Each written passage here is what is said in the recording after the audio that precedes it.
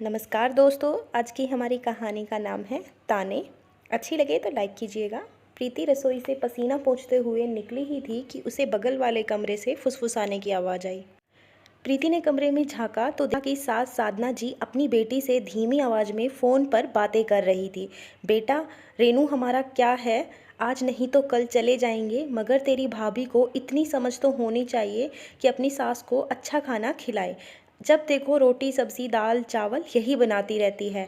ठाट बाट तो देखो महारानी के, हम तो हमेशा हमारे कपड़े हाथ से ही धोते थे और काम वाली बाइयों के काम भला किसे पसंद आते हैं। प्रीति ने सब कुछ सुना और अपने कमरे में आकर बैठ गई। उसकी आंखों में आंसू थे और वह अतीत में खो गई।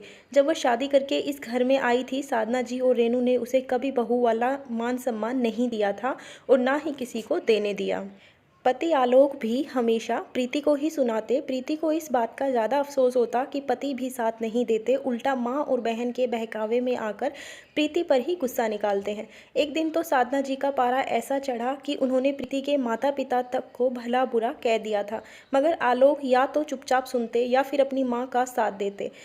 अब तो प्रीति की आदत हो गई थी ताने और उल्हानों की। ऐसा नहीं है कि प्रीति को गुस्सा नहीं आता था, मगर पलटकर जवाब देना उसके संस्कारों में नहीं था।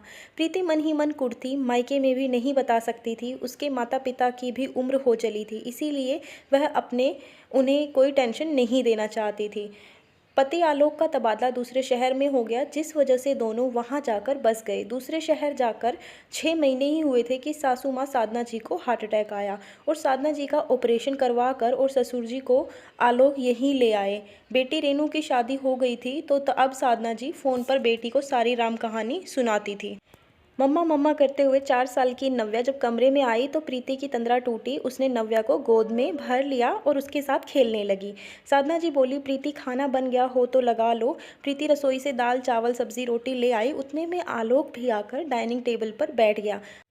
आलोक को देखते ही साधना जी बोली, मुझे आजकल खाने में कोई स्वाद ही नहीं लगता, यह बीमारों वाला खाना रोज रोज खाया नहीं जाता। आलोक बोला, माँ आपको तला हुआ और चटपटा खाना खाने के लिए डॉक्टर ने मना करके रखा हुआ है, इसीलिए प्रीति रोज यह खाना बनाती है। पकोड़े वड़ा समोसे यह सब हम भी नहीं खा रहे हैं, बल्कि आपको तो यह सोचना चाहिए कि मेरी वजह से घर में तला खाना बन ही नहीं रहा है और कोई नहीं खा रहा है। पिछले साल आपकी सर्जरी हो चुकी है, हार्ट की समस्या की वजह से घर में तेल घी का इस्तेमाल काफ़ी कम हो गया है, हम भी नहीं खाते। सना जी बेटे को जवाब सुनकर चुप हो गई।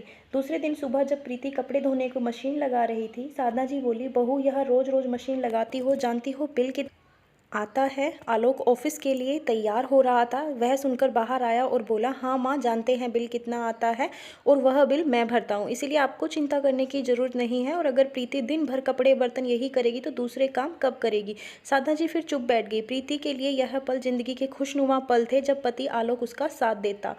आज आलोक पहली बार प्रीति के लिए गजरा लेकर आया था और अपने हाथों से उसे प्रीति के बालों में लगाते हुए बोला, प्रीति हो सके तो मुझे माफ़ कर देना।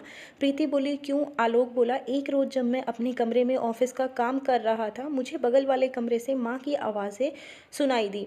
वह रेनू को तुम्हारे खिलाफ बातें बता रही थी और जब कमरे से बाहर आया तो मैंने तुम्हें यह सब सुनते देखा। तुम अपने कमरे में आकर रो रही थी, तब मुझे पहली बार समझ आया था कि अब तक मैंने जाने अनजाने में कितनी बार तुम्हारा दिल दुखाया होगा। प्रीति बोली, आखिर आपको सब समझ आ गया। धन्यवाद। ऐसी ही और कहानियों के लिए चैनल को सब्सक्राइब कर लीजिए।